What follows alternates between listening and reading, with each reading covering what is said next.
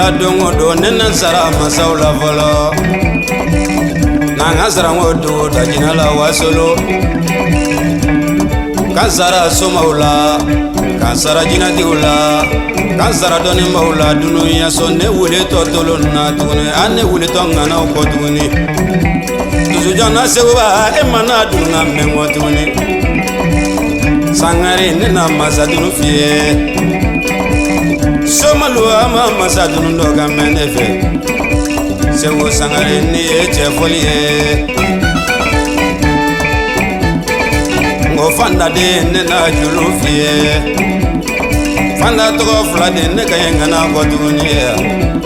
Gawusu kole de nena masa mawele Yero la kaila bro materia neni simu menyona Koma juti la mo kana ni kongo nale barola ye nene ngajili denu anana sumuna ngotuni emili fedrola asigile ngana utola tuni kono deni ne wuli dondir gola segu ni echa juru yemulo alhamdulillahi rabbil alamin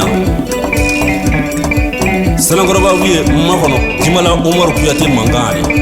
nka segu ko feinina segu afarana dusu janale la sangare bare oh segu wolofa wo gawsu kolele di a woloba wo fana siribedi fana to ko flade ngoni ala ye muso fila le di seguba ma a muso fɔlɔ kajatu muso filana mama dusujana seguba ala ye karamɔgɔ min di a ma o le ye ngoni fɔ amara ye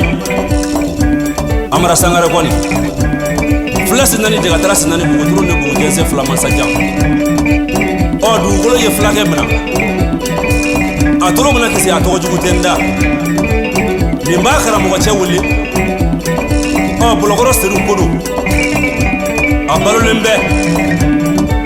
nin b'a danika wuli teri wuli yɔrɔlaka ya bari denkɛ kodo yɔrɔla buromani kodo ne kan fira jugu tigilen ma nin b'o a dɔgɔkɛ wuli seguba kodo Burama dɔgɔkɛ seguba kodo ale de ye sujɔ bɔ jelikɛ nin kanu seguba sindana ni ala kɛdilen ɲɔgɔn na ala ma sitina jɛ lɔni na munna seguba ala b'i jɛ lɔni na sindana ye den min wolo seguba o le ye kana sigi a ye lɔnikɛla in ɲininka ni donna kuranna kɔnɔ sura dɔw kuranna kɔnɔ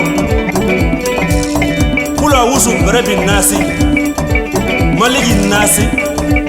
ilayi nasi ni sharili wasi wasi ali kanasi sindana ye den min sɔrɔ o de ye kanasi sindana ye den ta k'a kirifa alaw tagala la ala ko n t'i ka kirifa fɛ seguba e kɛlen kirifa fɛ dugukolo kan ka teriw ta ka jigiw ta munna ala t'i sɔn lɔnni na sanakɔrɔbaw ye i ni dusujana seguba le ye ɲɔgɔn na min b'i kun n'i kan cɛ a fɔ seguba ye nin b'a terikɛ welilen Buguni Adama Kodo ani tiɲɛtigi Zumana kɔni ka Watara mba balmo ko fo onge sele ko ba wiye na manya ko kuma tigari iti bol bla ka kuma julu do ayewa beni na kanu beni dakan seguna dakan be nyona ita du ma ka ku ma go yewa ibo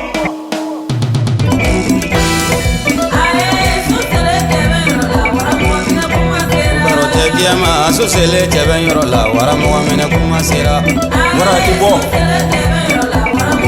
su jana ga la suba ne na le tebe ni la kuma mo fuga kuma se ka khole dingele ma wara bangalo sungalo ma kono ne ka yesi mo ne ba kuma mo fuga kuma sera atonga ngona iko faye wara na yini ngane so ngere kwa te mazu yini ngane ba te masuzu ane ni ngana be nyona Seku Simweni ula Mwerele mi simo segele nganguru Kula kala seru la kalande ni ula Nale toro de la ndaila Yoro la kaila bura materiye koye Abura masiribe koye Yoro la bari tinge Nene koro batiki koye Mwajugu teke sinami Sujana seku sangari Mwoye ni mwolonji gele Oitekele ni sana ngoro bawi Ani nani la jetoni Fanda to flade goye okay Kausu kola denga cha Moso flata jere kodo okay kiatu gono ani mama Ne dae toro de la ne daila ne dabe jala de la daila Seku Ye gwaza nene debi dunia mwote da mwola gwaza mwote tegela mworo gwaza mwote tuku mwogo gwaza mwote vora mwola gwaza Ebe na munga sana ngoro bakono etoko songo Ebe munga nega jeli deniye umaru biyate che Satade kodo umaru biyate Anjoli la re 2023 konona Ami deli bala monyuma bola kadanye kanjabi abi jabiu Simona jolo ko denge abi jabi wa Joni ye dongli lamine de la lamine na gaila ramata sangari boy boy makela ke ni kama ngofla mage bari maye onge Idrissa Kasura ni Farida Ngodo Seku bila jedoni imana ke mane ko gode na be dia mi ko fani ye ni yoro fale yoro la bari molo a fale sana ngoro bat mani ye ni ka bari wole ni be ya baga yogo wole ibe na mu ganye mumbegi bala sege tono ya molo onge Ami deli garamo tono la dia yana ologoro sedu koni imana minge awya mala gali nyona chama ateya atogo be ya afale soma miye wasolo sekorale mama tumani teso dugolo ya mana afale foje gaila ali majiri wasolo afale kaba ya biye wasolo dugolo ye flake mana ibe mungari tisu ya ngafa dia ye bideli bala monyma kola bideli fawala ani gramo ke tono la dia yana ora bangalo tiki goye Mana fura be seku de fe sirakoro Mawunya yiri tigi seku de sirakoro sangari bari Kurate la kare be seku de fe sirakoro Asababu tigi ni kongo mawunya yiri tigi ni kongo Serelungwe jadi faga dalu tigi ni kongo Ndawale mbele dalu tigi ni kongo Onge mungari tigi yanga fodi aye Medani yoro de la imana minge obe famulo nya yoro wera aywa Aye agele sebede ye koma mo fa kuma sele abe kuma tigi wole tolongera sebede wara mo mene kuma sele aye so sele kebe ro la wara mo mene kuma sele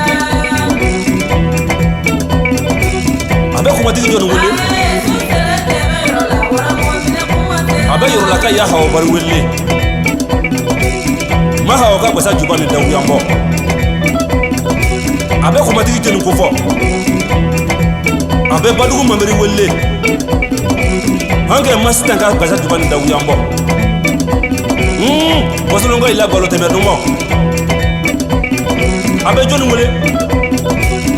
abe faseri wole ajuru be joni wole abe nyako ni nyako nyagiri wole hange abe semana jolo ko denge wole siramba matara wole ajuru be Umar Kulubali wole abe Isufu baga yo wole ajuru be Jimala Kina wole yako Dawura Sangare tiens abe karana koro Solomani welle ni dona jibala du kolo ye jibala poko sita nga ma jeli ken to du ajulu be jeni wole jibala abe kari amaru welle ala de yito mali ni ka koro wari jeli ke welle ka so ka to koro wari abe joni wole ajulu be Dawura Sangare wole jimala ya den kodo ajulu be joni wole abe jimala dugutigi denge wole okay chamoy banga na wole fi Dawura angele solodi ni yentana sri ansina chefrotigi chama be do la me o se ko ba ika julute moy mangande ni be fere la so ko kelena che dimi be se be kala ba faka ni ye kono mangaye ka boye e ma sana ngoro ba kono kame ki be munge aye wase ko ba jelu moru re na lebe e be munge ibe munfaye ambe munakeli kambole sijola maru jegje ye julu fo Oumou Sangare ko mu yi soroye ka julu fo Dawura ko mu yi soroye selen daw ko mu yi soroye ka julu fo joni ko ya fa suluba daw ko mi soroye ka julu fo jeni ko ka julu fo sanangu namra ko maru ko mi soroye i bolo bla ka gitari basiro jinya kala me jinya kala kele seguba be bon jina